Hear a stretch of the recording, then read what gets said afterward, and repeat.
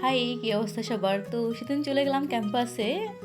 রাকসু উপলক্ষে ক্যাম্পাসে প্রচার প্রচারণা চলছে। আমার পরীক্ষা থাকার কারণে আমি এই কদিন বের হতে পারিনি, তাই চলে গেলাম ক্যাম্পাসে দেখতে যে কী অবস্থা ক্যাম্পাসের।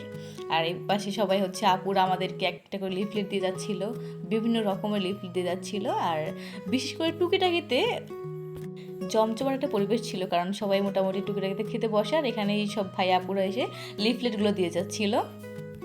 সেদিন যেহেতু আমি বাসায় রান্না করি নাই, তাই আমরা দুপুরবেলা খেলাম টুকিটাকিতে। আর ভার্সিটির ম্যাক্সিমাম ছেলেমেয়েরাই টুকিটাকিতে খায়। আর টুকিটাকির খাবার হচ্ছে মোটামুটি ভালোই।